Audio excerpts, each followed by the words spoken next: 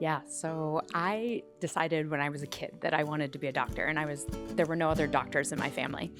But for some reason, when I was 10, I said, I want to be a scientist, but women can't be scientists. I don't know where I learned this.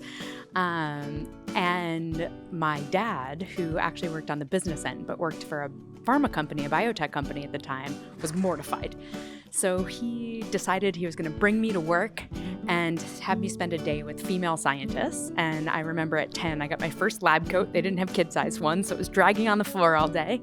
But I spent a day with about 5 or 6 female scientists, and here we are too many years later, running my own lab, which is so cool. The first time science happened to me in a meaningful way was in college when my best friend was not feeling well for quite a long time and having low-grade fevers. And long story short, I diagnosed her of something at which she got treated right away and was completely recovered afterwards. So I think that little plain detective thing really piqued my interest now perhaps in biomedical science. Okay, so first time I got interested in science, I think last year of high school, senior high, where I think I had a really, really good biology teacher and I got really interested in biology. Before that, I liked math quite a bit, but I don't think I was good enough to pursue a career in math. So when biology, looked good, then I switched to biology. Yeah, I mean, I think for me, I've always been really interested in discoveries and understanding like causes of disease and that sort of thing. And so I really think that probably my biggest interest in science.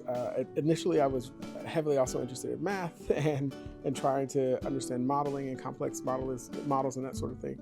So it likely was around high school, and I'm seeing some issues around public health and trying to see at least rates of certain conditions.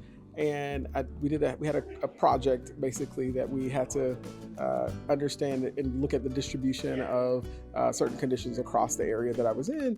And that project for me just kind of lit a light bulb, really, right? Because then it was very project specific, and it was a high school project where we're just kind of describing the distribution of disease using some local data that we had access to, local like ecological data. But that for me just kind of helped me to understand this is science.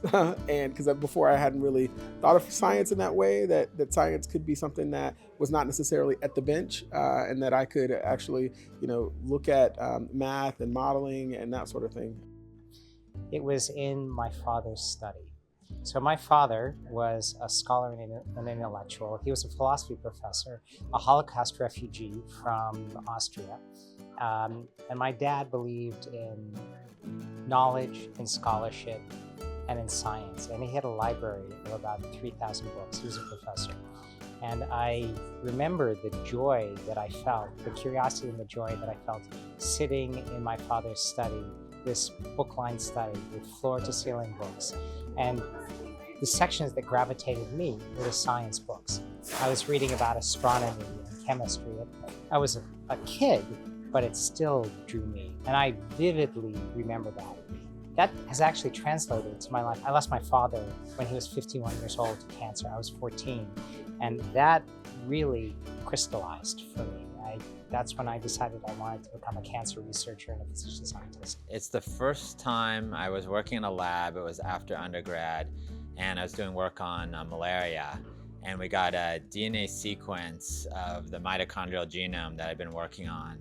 And I was looking at that sequence, and I realized I was the first person in the world ever to know what the sequence of that part of the mitochondrial genome was. And that sort of discovery in this of a new thing, then being able to share it with the world was really exciting. So I was a graduate student at UC Berkeley in engineering, and I had an elective class to take.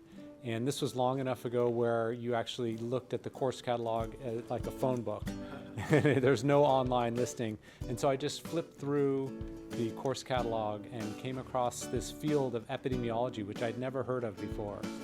And so I used that one elective class in my engineering master's degree program to take a epidemiology and biostatistics introduction class. And then I found that was an incredible application of kind of math and engineering principles to health, as opposed to building things.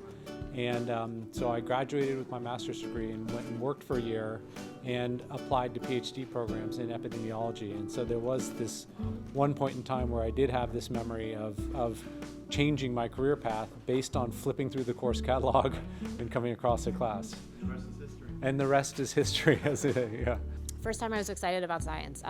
One of the things that stands out to me was when I was in medical school, and we were learning about how blood clots, essentially, like as a first-year medical student, learning about the coagulation cascade and how blood clots and how clots, break down eventually. And I can remember being like so intrigued and excited about this like very orderly process that happens in the body and how sort of amazing that is. And then of course learning about disorders of it. And I think part of it sort of piqued my interest in becoming a hematologist oncologist, which is the specialty that I ended up going into. And I very specifically remember learning that process as being something that was really exciting.